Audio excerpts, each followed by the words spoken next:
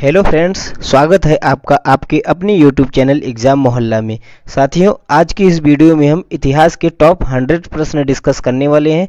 Video आपके आगामी परीक्षाओं के लिए बहुत ही मददगार होने वाली है, क्योंकि हमने सभी प्रश्न प्रीवियस ईयर की परीक्षाओं से लिए हुए हैं, जो कि कई बार रिपीट होते हैं, इंपॉर्टेंट हैं और सेलेक्टेड लिए हुए हैं। तो ध्यान रखिएगा, वीडियो को आप लास्ट तक जरूर देखिएगा, यहाँ से आपके परीक्षा में प्रश्न जरूर देखने को मिलेंगे। चलिए साथियों, शुरू करते हैं। पहला प्रश्न देखते हैं, बांग्लादेश का राष्ट्रीय गीत आमार सोलार बांग्ला के रचयिता कौन है? ठीक है, ध्यान रखिएगा, बांग्लादेश का राष्ट्रीय गीत क्या है? आमार सोलार बांग्ला। इसके रचयिता कौन है? रविंद्रनाथ टैगोर जी। ठीक है, जैसे भारत का राष्ट्रीय गान है जन गण मन, उसको भी किसने लिखा है? रविंद्रनाथ टैगोर जी ने ही लिखा है। ठीक है, भारत का राष्ट्रीय गीत क्या है? वंदे मातरम। ठीक है, ध्यान रखिएगा, भारत का राष्ट्रीय गीत है वंदे मातरम और राष्ट्रीय गान है जन गण मन। ठीक है, अगला प्रश्न देखते हैं, सिंधु घाटी के किस नगर को गोदीवाड़ा का साक्ष्य मिला? ठीक है, सिंधु घाटी के किस नगर से जो है गोदीवाड़ा का साक्ष्य मिला? तो ध्यान रखिएगा, लोथल से मिला। ठीक है, कहाँ से मिला? लोथल से। लोथल कहाँ पे पड़ता है? गुजरात में पड़ता है। अगला प्रश्न देखते हैं, भारतीय पुरातत्व का जनक किसे कहा जाता है? भारतीय पुरातत्व का जनक किसे कहा जाता है? ध्यान रखिएगा, अलेक्जेंडर कनिंघम को। ठीक है, अलेक्जेंडर कनिंघम को कहा जाता है, इंपॉर्टेंट है, ध्यान रखिएगा, पूछ सकते हैं परीक्षाओं में। चलिए आगे बढ़ते हैं। अगला प्रश्न है, तबकात ए नासिरी पुस्तक के लेखक कौन है? बहुत ही इंपॉर्टेंट पुस्तक है, ध्यान रखिएगा। ठीक है, पूछी जाती है परीक्षाओं में। तबकात ए नासिरी के लेखक कौन है? मिनहाज उल सिराज। ठीक है, मिनहाज उल सिराज जिन्होंने जो है तबकात ए नासिरी पुस्तक लिखी है। अगला प्रश्न देखते हैं, गुप्त वंश का अंत किसके आक्रमण के कारण हुआ? ठीक है, गुप्ता डायनेस्टी का जो है अंत किसके आक्रमण के कारण हुआ था? तो हूणों के आक्रमण के कारण हुआ था। अष्टदिग्गज का संबंध किस शासक से है? अष्टदिग्गज का संबंध किस शासक है? ध्यान रखिएगा, कृष्णदेव राय से। ठीक है, कृष्णदेव राय से संबंधित है अष्टदिग्गज। सबसे पुराना वेद की बात करें, सबसे पुराना वेद कौन सा है? तो ध्यान रखिएगा, ऋग्वेद जो है सबसे पुराना वेद है। मनसबदारी प्रणाली प्रारंभ किसने की थी? तो ध्यान रखिएगा, अकबर ने जो है मनसबदारी प्रणाली को प्रारंभ किया था। ठीक है, चलिए आगे बढ़ते हैं। ऋग्वेद में किस नदी को सबसे पवित्र कहा गया है? इंपॉर्टेंट है, ध्यान रखिएगा, सरस्वती नदी को जो है ऋग्वेद में सबसे पवित्र नदी माना गया। ठीक है, अगला प्रश्न है, सर्वाधिक सोने के सिक्कों का प्रचलन किन शासकों ने किया? ठीक है, सर्वाधिक सोने के सिक्कों का प्रचलन किन शासकों ने किया था? तो गुप्त वंश के शासकों ने। ठीक है, ध्यान रखिएगा, गुप्त वंश के शासकों ने सर्वाधिक सोने के सिक्कों का प्रचलन किया था। आगे बढ़ते हैं साथियों, भूदान प्रथा किस शासक ने शुरू किया था? भूदान प्रथा, ठीक है, किस शासक ने शुरू किया था? तो ध्यान रखिएगा, सातवाहन शासक ने। ठीक है, सातवाहन शासकों के द्वारा भूदान प्रणाली की शुरुआत की गई थी। अगला प्रश्न है, शीशे के सिक्कों का प्रचलन किसने किया था? ध्यान रखिएगा, स्वर्ण मुद्राएं जो है गुप्त काल में चलाई गई थी, लेकिन शीशे के सिक्कों का प्रचलन जो है सातवाहन शासकों ने किया था। ठीक है, ध्यान रखिएगा, इंपॉर्टेंट है। अगला प्रश्न है, इंडिका नामक पुस्तक की रचना किसने की थी? इंपॉर्टेंट है, इंडिका नामक पुस्तक की रचना साथियों किसने की थी? मेगस्थनीज ने की थी। ठीक है, मेगस्थनीज ने इंडिका नामक पुस्तक की रचना की थी। अगला प्रश्न देखते हैं, बौद्ध धर्म में हीनयान और महायान संप्रदाय में विभाजन कब हुआ था? ठीक है, ध्यान रखिएगा, इंपॉर्टेंट है, बौद्ध धर्म में कुल 4 संगतियां हुई थी, पहली, दूसरी, तीसरी और चौथी। तो बौद्ध धर्म चौथी बौद्ध संगति में हीनयान और महायान 2 संप्रदायों में विभाजित हो गया था। ठीक है, कई बार पूछा जाता है, वेरी वेरी इंपॉर्टेंट है, ध्यान रखिएगा। और इस समिति में जो है शासन किसके शासनकाल में यह समिति आयोजित की गई थी? तो कनिष्क के शासनकाल में। ठीक है, और कहाँ पे हुई थी? ध्यान रखिएगा, कुंडलवन कश्मीर में, यह भी इंपॉर्टेंट है, ध्यान रखिएगा। यह एकमात्र ऐसी समिति थी जो बिहार के बाहर हुई थी। ठीक है, चौथी बौद्ध संगति। चलिए आगे बढ़ते हैं। मिलिंद पहो पुस्तक के रचयिता कौन थे? मिलिंद पहो पुस्तक के रचयिता कौन थे? तो ध्यान रखिएगा, नागसेन ने जो है मिलिंद पहो पुस्तक लिखी है। अगला प्रश्न है, नालंदा विश्वविद्यालय की स्थापना किसने की थी? ठीक है, ध्यान रखिएगा, नालंदा विश्वविद्यालय की स्थापना किसने की थी? कुमार गुप्त ने की थी। ठीक है, इंपॉर्टेंट है, हाल ही में नालंदा खबरों में था, यहाँ से प्रश्न पूछ सकता है। कनिष्क के समय सांस्कृतिक राजधानी कौन सी थी? ध्यान रखिएगा, कनिष्क के समय सांस्कृतिक राजधानी जो थी वो क्या थी? मथुरा थी। ठीक है, मथुरा। चलिए आगे बढ़ते हैं। ग्रीक पुस्तकों में सैंड्रोकोटस नाम किस भारतीय शासक के लिए उपयोग किया जाता है? वेरी वेरी इंपॉर्टेंट है, ध्यान रखिएगा, चंद्रगुप्त मौर्य के लिए जो है ग्रीक पुस्तकों में उन्हें किस नाम से जाना जाता है? सैंड्रोकोटस के नाम से जाना जाता है। ठीक है, ध्यान रखिएगा। अगला प्रश्न है, बुद्ध चरित के लेखक कौन थे? बुद्ध चरित के लेखक कौन थे साथियों? ध्यान रखिएगा, अश्वघोष। ठीक है, अश्वघोष ने जो है बुद्ध चरित की रचना की है, यह भी प्रश्न कई बार परीक्षाओं में पूछा गया है। अगला प्रश्न देखते हैं, श्रावण बेलगोला में किस मौर्य शासक की मृत्यु हुई थी? ध्यान रखिएगा, चंद्रगुप्त मौर्य की मृत्यु जो हुई थी कहाँ पे हुई थी? श्रवण बेलगोला, ये कि कर्नाटक में पड़ता है, यहाँ पे जो है चंद्रगुप्त मौर्य की मृत्यु हुई थी। अगला प्रश्न देखिएगा, हिंदू समाचार पत्र के संपादक कौन थे? ठीक है, हिंदू समाचार पत्र के संपादक कौन थे? जी सुब्रमण्यम अय्यर जी थे। ठीक है, ध्यान रखिएगा। बनारस हिंदू विश्वविद्यालय के संस्थापक कौन थे? ध्यान रखिएगा, मदन मोहन मालवीय जी, ट्रिपल एम इन्हें कहा जाता है। ठीक है, मदन मोहन मालवीय जी जिन्होंने 1916 में जो है बनारस हिंदू विश्वविद्यालय बीएचयू की स्थापना की थी। चलिए आगे बढ़ते हैं। The man who divided India पुस्तक के लेखक कौन है? पुस्तकों से प्रश्न पूछे जाते हैं, इसलिए हमने सभी हिस्ट्री की जो इंपॉर्टेंट पुस्तक हैं उनको ऐड किया है। The man who divided India पुस्तक के लेखक कौन थे? रफीक जकारिया जी। ठीक है, रफीक जकारिया ने जो है the man who divided India पुस्तक लिखी है। अगला प्रश्न देखते हैं, बम्बई, मद्रास और कलकत्ता में उच्च न्यायालय की स्थापना कब हुई थी? ध्यान रखिएगा, इंपॉर्टेंट प्रश्न है। मुंबई उस समय बॉम्बे के नाम से जाना जाता था, बॉम्बे, मद्रास और कोलकाता में जो है उच्च न्यायालय की स्थापना कब हुई थी? 1861 में हुई थी। ठीक है, 1861 में, ध्यान रखिएगा। किस वर्ष वंदे मातरम पहली बार गाया गया? ठीक है, वंदे मातरम जो है किस वर्ष पहली बार गाया गया था? तो ध्यान रखिएगा 1896 में। इंपॉर्टेंट प्रश्न है, प्रश्न यहाँ से भी पूछ लिया जाता है कि जन गण मन पहली बार कब गाया गया था? ध्यान रखिएगा 1911 में गाया गया था। चलिए अगला प्रश्न देखते हैं, म्यांमार को भारत से किस अधिनियम के तहत अलग किया गया था? ठीक है, म्यांमार को भारत से किस अधिनियम के तहत अलग किया गया था? तो ध्यान रखिएगा, भारत शासन अधिनियम 1935 के तहत जो है म्यांमार भारत का पार्ट हुआ करता था, उसको भारत से अलग किया गया था।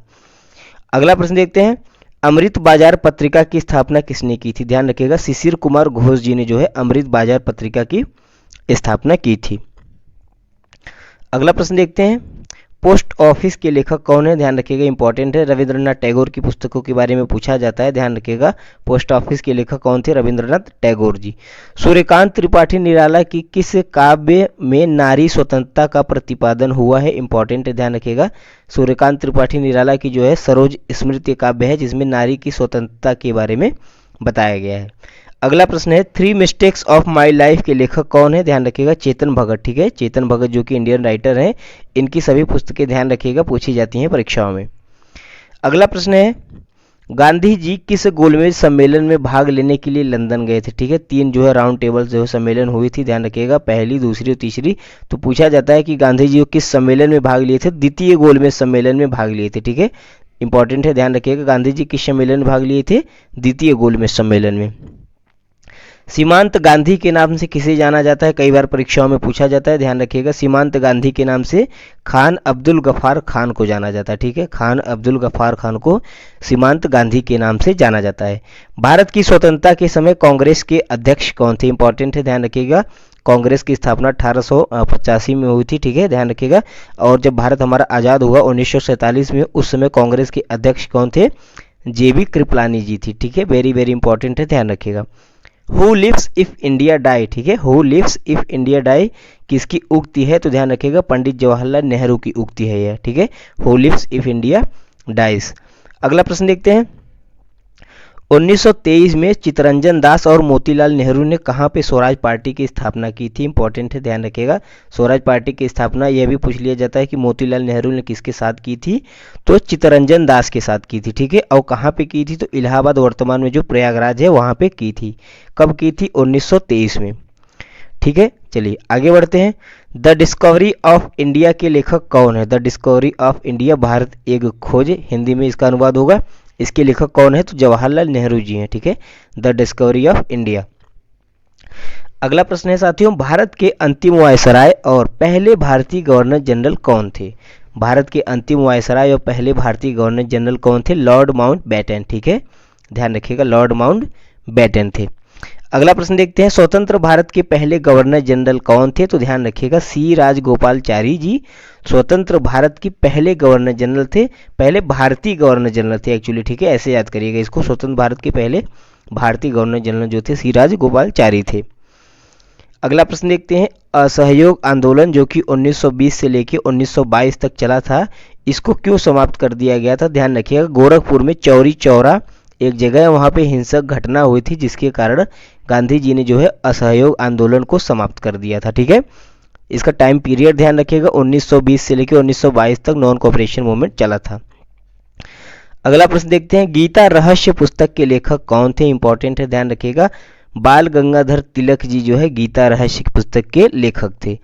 अभिनव भारत नामक संगठन की स्थापना किसने की थी? तो वीर सावरकर जी ने जो है अभिनव भारत नामक संगठन की स्थापना की थी। होमरूल लीग की बात करें तो होमरूल लीग की स्थापना किसने की थी? ध्यान रखिएगा, बाल गंगाधर तिलक और एनी बेसेंट जी, ठीक है, दोनों लोगों ने जो है होमरूल लीग की स्थापना की थी। अगला प्रश्न देखते हैं, भारतीय क्रांति की जननी किसे कहा जाता है? इंपॉर्टेंट है, ध्यान रखिएगा। मैडम भिकाजी कामा जी को जो है, इनका पूरा नाम था मैडम भिकाजी रुस्तम कामा, इनको जो है भारतीय क्रांति की जननी कहा जाता है, ध्यान रखिएगा। अगला प्रश्न देखते हैं, 1905 के बंगाल विभाजन, जब बंगाल का पार्टीशन किया गया पश्चिमी बंगाल और पूर्वी बंगाल में, ठीक है, तो ध्यान रखिएगा उस समय जो है वायसराय कौन थे? तो ध्यान रखिएगा लॉर्ड कर्जन जो थे वायसराय थे। कब की बात है? यह 1905 की बात है, ठीक है। अगला प्रश्न देखते हैं, भारतीय राष्ट्रीय कांग्रेस की प्रथम महिला अध्यक्ष कौन थी? इंपॉर्टेंट है, ध्यान रखिएगा। प्रथम महिला भारतीय अध्यक्ष पूछ रहा है। अगर आपसे पूछे प्रथम महिला अध्यक्ष तो ध्यान रखिएगा एनी बेसेंट होगा, ठीक है। लेकिन अगर आपसे पूछे पहली महिला भारतीय अध्यक्ष कौन थी तो सरोजिनी नायडू जी थी, ठीक है। यह दोनों प्रश्न एक साथ याद रखिएगा, इंपॉर्टेंट है। पहली महिला अध्यक्ष पूछे इंडियन नेशनल कांग्रेस की तो एनी बेसेंट, भारतीय पूछे तो सरोजिनी नायडू।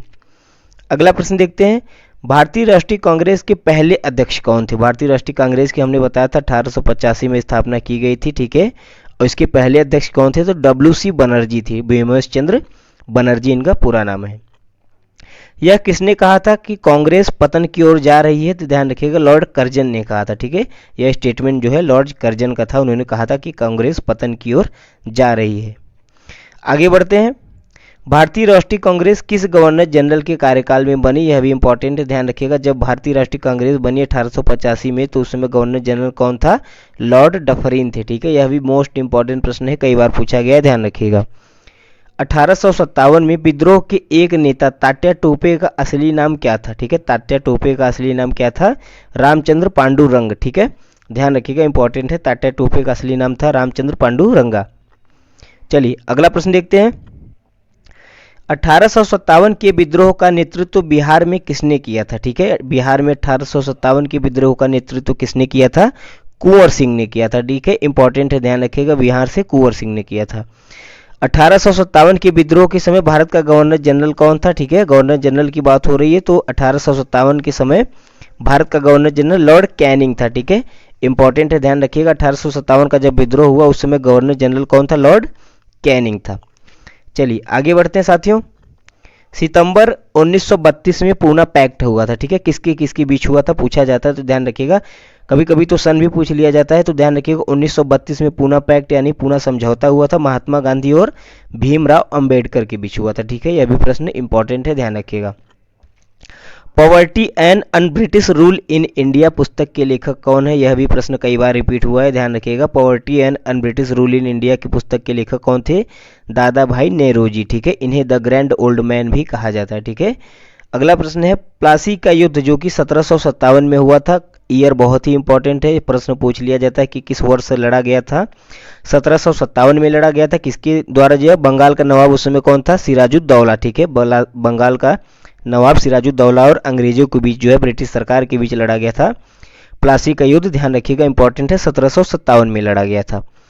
अगला प्रश्न देखते हैं, आदि ग्रंथ की रचना किसने की थी? ठीक है, आदि ग्रंथ की रचना किसने की थी? सिखों के 10 गुरु थे, जो 5वें नंबर के गुरु थे अर्जुन देव, उन्होंने जो है आदि ग्रंथ की रचना की थी, ठीक है, गुरु अर्जुन देव। अगला प्रश्न है, सांप्रदायिकता का जनक किसे कहा जाता है? तो ध्यान रखिएगा लॉर्ड मिंटो को कहा जाता है, ठीक है, लॉर्ड मिंटो को जो है सांप्रदायिकता का जनक कहा जाता है। अगला प्रश्न देखते हैं, प्रशासनिक असमानता के आधार पर डलहौजी ने किस राज्य को ब्रिटिश साम्राज्य में मिला दिया था? तो ध्यान रखिएगा, प्रशासनिक असमानता के कारण डलहौजी ने अवध को, ठीक है, अवध को जो है ब्रिटिश सरकार में मिला लिया था।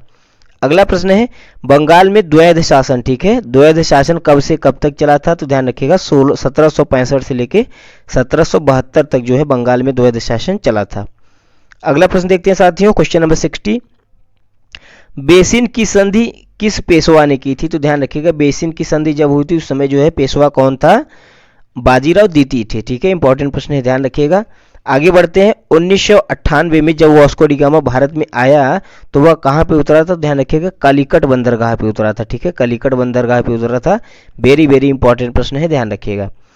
आगे बढ़ते हैं। कौन सा यूरोपीय देश भारत में सबसे पहले आया और सबसे देर से गया? ठीक है, इंपॉर्टेंट है, ध्यान रखिएगा। गुजरात जो है पुर्तगाल। ठीक है, पुर्तगाल जो है, पोर्टुगीज लोग जो है भारत में सबसे पहले आए थे और सबसे लास्ट में गए थे। ठीक है, ध्यान रखिएगा, इंपॉर्टेंट है।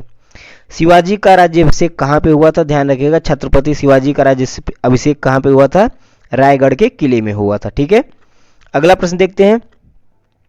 पानीपत की तीसरी लड़ाई किनके किनके बीच हुई थी? पानीपत की 3 लड़ाइयाँ हुई थी। ठीक है, बैटल ऑफ पानीपत बाबर और इब्राहिम लोदी के बीच हुई थी। सेकंड जो है पानीपत की लड़ाई हुई थी किसके किसके बीच? जो है अकबर और हेमू के बीच हुई थी। और तीसरी किसके किसके बीच हुई थी? अहमद शाह अब्दाली और मराठा साम्राज्य के बीच। ठीक है, तो ध्यान रखिएगा, इंपॉर्टेंट है। पानीपत की तीसरी लड़ाई किसके किसके बीच हुई थी? अहमद शाह अब्दाली जो कि अफगान शासक था और मराठाओं के बीच हुई थी। चलिए अगला प्रश्न देखते हैं। औरंगजेब की सेना में सर्वाधिक धर्मांतरण किस धर्म के लोग थे? ठीक है, तो ध्यान रखिएगा, औरंगजेब जो है की सेना में सर्वाधिक किस धर्म के लोग थे जिनका धर्मांतरण हुआ था? हिंदू धर्म के लोग थे। ठीक है, ध्यान रखिएगा। आगे बढ़ते हैं। कौन सा मुगल सम्राट अपनी कब्र खुद बनवाने के बाद उसमें दफन हुआ था? तो ध्यान रखिएगा, औरंगजेब। ठीक है, औरंगजेब ने अपनी कब्र खुद बनवाई थी, बाद में उसी में दफन हुआ था। अगला प्रश्न देखते हैं। औरंगजेब के बाद मुगल साम्राज्य का पतन क्यों हुआ? ठीक है, प्रश्न पूछा जाता है, तो ध्यान रखिएगा, अत्यधिक धार्मिक कट्टरता के कारण, साम्राज्य की अधिक विस्तार नीति और आंतरिक विद्रोह के कारण जो है औरंगजेब के बाद उसका मुगल साम्राज्य का पतन हो जाता है। ठीक है, चलिए आगे बढ़ते हैं। बाबर और राणा सांगा के बीच कौन सी लड़ाइयाँ लड़ी गई थी? ठीक है, ध्यान दीजिएगा, इंपॉर्टेंट है। बैटल ऑफ खानवा। ठीक है, बैटल ऑफ खानवा कब लड़ा गया था? 1527 में। ठीक है, 1527 में बैटल ऑफ खानवा लड़ा गया था। किसके किसके बीच? बाबर और राणा सांगा के बीच। ठीक है, चलिए आगे बढ़ते हैं। तुलगामा युद्ध पद्धति का प्रयोग किसने किया था? तो ध्यान रखिएगा, बाबर ने जो है तुलगामा युद्ध पद्धति एक होती है, उसका प्रयोग सर्वप्रथम किसने किया था? बाबर ने किया था। अकबर ने इलाहाबाद में किस किले का निर्माण कराया था? ध्यान रखिएगा, अकबर ने इलाहाबाद में एक किले का निर्माण कराया था, उसका नाम इलाहाबाद का किला रखा था। चलिए अगला प्रश्न देखते हैं। जहांगीर के काल में किस विद्रोह को सफलतापूर्वक दबाया गया था? ध्यान रखिएगा, मेवाड़ के महाराणा प्रताप के विद्रोह को जो है सफलतापूर्वक दबाया गया था। अगला प्रश्न देखते हैं।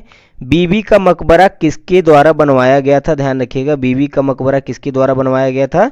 औरंगजेब की पत्नी के लिए बनवाया गया था। ठीक है, उनकी पत्नी का क्या नाम था? दिलरस बानो बेगम के लिए। ठीक है, बीबी का मकबरा जो कि महाराष्ट्र में पड़ता है, इसे जो है द्वितीय ताजमहल की भी संज्ञा दी जाती है। उनकी पत्नी औरंगजेब की थी, दिलरस बानो बेगम के लिए बनवाया गया था। अगला प्रश्न देखते हैं, इंपॉर्टेंट है। 16वीं ईस्वी में, ठीक है, 16वीं ईस्वी में ईस्ट इंडिया कंपनी ने भारत में व्यापार करने के लिए अनुमति किससे प्राप्त की थी? यह प्रश्न दोस्तों बहुत ही इंपॉर्टेंट है, ध्यान रखिएगा, कई बार पूछा गया है। ठीक है, ईस्ट इंडिया कंपनी ने भारत में व्यापार के लिए अनुमति जब मांगी उस समय यहाँ पे शासक कौन था? ध्यान रखिएगा, मुगल शासक जहांगीर का शासन था। ठीक है, जहांगीर उस समय शासक था, उसने ब्रिटिश ईस्ट इंडिया कंपनी को परमिशन दी थी भारत में व्यापार करने के लिए। अगला प्रश्न देखते हैं। दीन ए इलाही का प्रवर्तन किसने किया? ठीक है, दीन ए इलाही का प्रवर्तन किसने किया था? अकबर ने किया था। ठीक है, ताजमहल का निर्माण किसने करवाया? इजी प्रश्न है, शाहजहां ने करवाया है। ठीक है, उत्तर प्रदेश के आगरा में स्थित है। अगला प्रश्न देखते हैं। किस मुगल बादशाह ने हिंदी और संस्कृत में रुचि दिखाई थी? तो अकबर ने। ठीक है, अकबर हालांकि अनपढ़ था लेकिन उसने हिंदी और संस्कृत में रुचि दिखाई थी। प्रेसिडेंसी नामक प्रशासनिक व्यवस्था की स्थापना किसने की थी? तो अंग्रेजों की जो है यह प्रशासनिक व्यवस्था थी, प्रेसिडेंसी। अगला प्रश्न देखते हैं, इंपॉर्टेंट है। भारत में प्रथम स्वाधीनता संग्राम का समय क्या था? ठीक है, भारत में प्रथम स्वतंत्रता संग्राम किसे कहा जाता है? तो 1857 की क्रांति को कहा जाता है। ठीक है, ध्यान रखिएगा। आगे बढ़ते हैं। भारत का प्रथम स्वतंत्रता संग्राम जो कि 1857 में हुआ था, उसका प्रमुख कारण क्या था? कई बार परीक्षाओं में पूछा जाता है, तो ध्यान रखिएगा, उसका प्रमुख कारण क्या था? सामाजिक, धार्मिक, आर्थिक तथा राजनीतिक कारणों का मिश्रण, जिसमें नई कारतूसों का विवाद हो गया था। ठीक है, उस समय क्या था? 1857 की क्रांति। फ्रेंड्स आपको बता दूं ब्रीफ में, मैंने उस पर वीडियो भी बनाई हुई है, चैनल पे जाके देखिएगा, 12,000 के लगभग व्यूज गए हुए हैं। 1857 की क्रांति में जो है चर्बी वाले कारतूस बनते थे। ठीक है, चर्बी वाले कारतूस रहते थे, कारतूस पहले के होते थे जिसको यूज़ करने से पहले मुंह से खोलना पड़ता था, ठीक है। तो इन्होंने जो है कारतूसे में सूअर और गाय की जो है चर्बियों का इस्तेमाल करना शुरू कर दिया था, जिससे जो है सैनिक जो थे उनको लगा कि जो है ब्रिटिश जो है हिंदुओं और मुस्लिमों को लड़ाने के लिए यह मतभेद करा रहे हैं, तो जिसके कारण यह विद्रोह हुआ। मंगल पांडे नाम के एक सैनिक थे जिन्होंने इसकी शुरुआत की थी, उन्होंने पहले मना कर दिया था इस कारतूस को मुंह से खोलने के लिए, वहाँ से इसकी शुरुआत होती है, तो ध्यान रखिएगा, ठीक है। आगे बढ़ते हैं। 1857 के विद्रोह का नेता झांसी में कौन था, ठीक है। झांसी से जो है किसने नेतृत्व किया था 1857 के विद्रोह का, तो रानी लक्ष्मीबाई ने किया था। चलिए आगे बढ़ते हैं।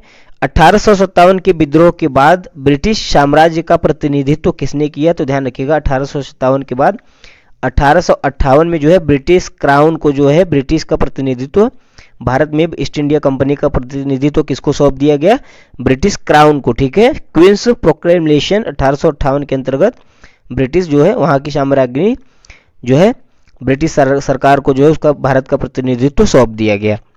आगे बढ़ते हैं। गांधी जी के नेतृत्व में असहयोग आंदोलन कब शुरू हुआ, तो असहयोग आंदोलन कब शुरू हुआ था, 1920 में शुरू हुआ था। अगला प्रश्न देखते हैं। ब्रिटिश भारतीय सेना का गठन कब किया गया था, ध्यान रखिएगा किसने किया था प्रश्न है, तो ध्यान रखिएगा ब्रिटिशों ने भारतीय सेना के सहयोग से किया था, ठीक है। ब्रिटिश भारतीय सेना में ऐसा नहीं था कि ब्रिटिशर के विदेश जो है ब्रिटिश के जो है लोग थे, भारत के ही नागरिक थे, ठीक है। ब्रिटिशरों ने जो है भारतीय सैनिकों को बहला फुसलाकर सेना में भारत के लोगों के खिलाफ उनका इस्तेमाल करना शुरू कर दिया था। अगला प्रश्न है। संविधान सभा की पहली बैठक कब हुई थी, ध्यान रखिएगा नई दिल्ली में 9 दिसंबर 1946 को संविधान सभा की पहली बैठक हुई थी। अगला प्रश्न है। भारतीय संविधान सभा का अध्यक्ष कौन था, ध्यान रखिएगा डॉक्टर राजेंद्र प्रसाद जो थे स्थायी अध्यक्ष थे, ठीक है। यह जो बैठक हुई थी यह दूसरी थी, 11 दिसंबर को हुई थी। पहली बैठक हुई थी 9 दिसंबर को, हमने बताया उस समय सच्चिदानंद सिन्हा थे अस्थायी अध्यक्ष, ठीक है, उनको बनाया गया था। अगला प्रश्न है। भारतीय संविधान कब लागू हुआ था, ध्यान रखिएगा 26 जनवरी 1950 को लागू हुआ था। अगला प्रश्न देखते हैं। भारतीय संविधान को तैयार करने में कितना समय लगा था, तो ध्यान रखिएगा 2 साल 11 महीने और 18 दिन का समय लगा था भारतीय कॉन्स्टिट्यूशन को बनाने के लिए। भारतीय संविधान की मसौदा किसने तैयार किया था, तो मसौदा यानी कि प्रारूप तो डॉक्टर भीमराव अंबेडकर ने। चलिए आगे बढ़ते हैं। भारतीय राष्ट्रीय ध्वज का डिजाइन किसने तैयार किया था, भारतीय राष्ट्रीय ध्वज का डिजाइन किसने तैयार किया, ध्यान रखिएगा पिंगली वेंकैया ने, कई बार परीक्षा में प्रश्न पूछा गया है, इंपॉर्टेंट है। अगला प्रश्न देखते हैं। भारतीय राष्ट्रीय गान के रचयिता कौन थे, ठीक है। भारत के राष्ट्रीय गान के रचयिता कौन थे, रविंद्रनाथ टैगोर जी थे, ठीक है। भारत के प्रथम राष्ट्रपति कौन थे, डॉक्टर राजेंद्र प्रसाद। इजी प्रश्न है। वर्तमान में कौन है, कमेंट करके आप बताइएगा। अगला प्रश्न है। भारत की पहली महिला प्रधानमंत्री, तो ध्यान रखिएगा इंदिरा गांधी जी थी, ठीक है। पहली महिला प्रधानमंत्री कौन थी, इंदिरा गांधी जी। अगर आपसे पूछे पहली महिला राष्ट्रपति कौन थी, तो ध्यान रखिएगा प्रतिभा सिंह पाटिल थी। अगला प्रश्न देखते हैं। भारत के प्रथम उप प्रधानमंत्री कौन थे, तो ध्यान रखिएगा सरदार वल्लभ भाई पटेल, जिसे आयरन मैन ऑफ इंडिया के भी नाम से जाना जाता है, यह भारत के पहले उप प्रधानमंत्री थे। श्री हरिकोटा जो कि आंध्र प्रदेश में पड़ता है, ध्यान रखिएगा यह किसके लिए प्रसिद्ध है, तो ध्यान रखिएगा इसरो का जो है उपग्रह प्रक्षेपण केंद्र है, ठीक है। सैटेलाइट जो है इसरो की यहाँ से लॉन्च की जाती है श्री हरिकोटा से। आगे बढ़ते हैं। भारत का सबसे लंबा प्लेटफॉर्म रेलवे प्लेटफॉर्म कहाँ है, तो ध्यान रखिएगा गोरखपुर का रेलवे स्टेशन जो है यह सबसे लंबा प्लेटफॉर्म है भारत का। भारत का सबसे लंबा बांध की बात करें तो हीराकुंड बांध जो है सबसे लंबा है, जो कि महानदी पे बनाया गया है। भारत में कुल कितने राज्य हैं साथियों, 28 राज्य हैं और 8 केंद्र शासित प्रदेश हैं, इंपॉर्टेंट है, ध्यान रखिएगा। आखिरी प्रश्न देखते हैं। भारतीय संविधान की प्रस्तावना में किस प्रकार का राज्य स्थापित किया गया है, तो ध्यान रखिएगा संप्रभु, समाजवादी, धर्मनिरपेक्ष, लोकतांत्रिक गणराज्य की बात की गई भारतीय संविधान के प्रस्तावना में। फ्रेंड्स वीडियो आपको कैसा लगा हमें कमेंट करके जरूर बताएं। अगर आप नए हैं तो चैनल को सब्सक्राइब जरूर करें। वीडियो देखने के लिए आपका बहुत बहुत धन्यवाद।